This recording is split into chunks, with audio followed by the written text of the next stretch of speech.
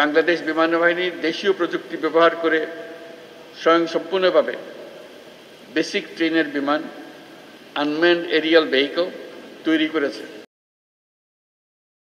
আসসালামু আলাইকুম। বাংলাদেশ বিমান বাহিনী আয়োজিত আজকের এই আকাশ বিজয় মহড়া অনুষ্ঠানে আপনাদের মাঝে উপস্থিত হতে পেরে আমি অত্যন্ত আনন্দিত। এই মহড়া কেবল একটি সাময়িক অনুশীলনই নয়, এটি আমাদের সার্বভৌমত্ব রক্ষায় বিমান বাহিনীর পেশাদারিত্ব এবং দক্ষতার পরিচয় বহন করে।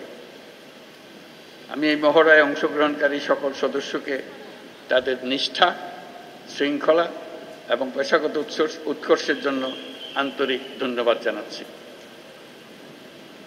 এই গৌরবময় মুহূর্তে আমি গভীর শ্রদ্ধার সঙ্গে স্মরণ করছি ৭১ সালের মহান মুক্তিযুদ্ধে আত্মদানকারী শহীদদের, বিশেষ করে বাংলাদেশ বিমান বাহিনীর অকুতোভয় সদস্যদের।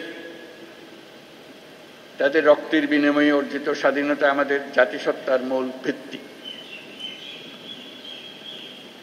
এর সঙ্গে স্মরণ করছি ২০২৪ সালের জুলাই আগস্ট আন্দোলনে নিহত ও শহীদ সকল শিক্ষার্থী, তরুণ তরুণী এবং সাধারণ জনগণকে, যারা দেশের অধিকারের প্রশ্নে জীবন ও রক্ত দিয়ে তাদের অবস্থান স্পষ্ট করেছেন। ৭১ সালের ২৮শে সেপ্টেম্বর বিপুল প্রতিকূলতা সত্ত্বেও একটি অটার বিমান, একটি এলিওয়েট হেলিকপ্টার, একটি ডেকোটা বিমান সহ ৫৭ জন সদস্য নিয়ে জন্ম নিয়েছিল কিলো ফ্লাইট, যা বাংলাদেশ বিমান বাহিনীর নিউক্লিয়াস হিসেবে চিরস্মরণীয় হয়ে থাকবে। যার নামের আদ্যক্ষর দিয়ে এই কিলো ফ্লাইটের নাম করা হয়েছিল, সেই জীবন্ত কিংবদন্তি এবং মুক্তিবাহিনীর ডেপুটি চিফ অফ স্টাফ বীরোত্তম এয়ার ভাইস মার্শাল এ.কে খন্দকারের নামানুসারে সম্প্রতি এই বিমান ঘাঁটির নামকরণের মাধ্যমে আমরা তাকে প্রাপ্য সম্মান দেওয়ার চেষ্টা করেছি। বর্তমান বিশ্বের দ্রুত পরিবর্তনশীল প্রযুক্তির সাথে তাল মিলিয়ে চলার জন্য আন্তর্জাতিক মানসম্পন্ন প্রশিক্ষণ ও অনুশীলন অপরিসীম গুরুত্ব বহন করে।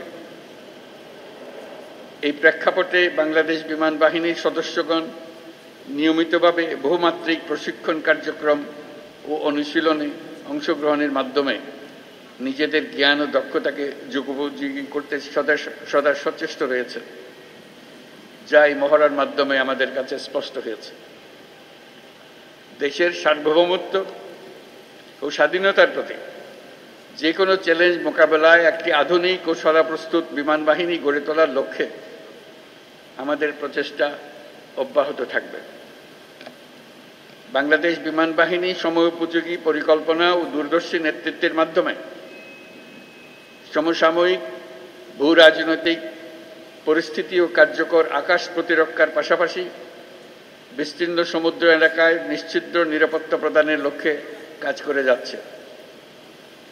আমি জেনে খুশি হয়েছি যে বাংলাদেশ বিমান বাহিনীর দেশীয় প্রযুক্তি ব্যবহার করে স্বয়ংসম্পূর্ণভাবে বেসিক ট্রেনের বিমান আনম্যান্ড এরিয়াল ভেহিকল তৈরি করেছে, যা বিমান বাহিনীর উদ্ভাবনী সক্ষমতা, আত্মনির্ভরতার প্রতীক। বিমান বাহিনীতে ভবিষ্যতে অত্যাধুনিক যুদ্ধ বিমান, হেলিকপ্টার, পরিবহন বিমান, radar, surface to air missile, UAV সংযোজনের জন্য সরকার বিমান বাহিনীকে সর্বোত্তম সহযোগিতা প্রদান করবে।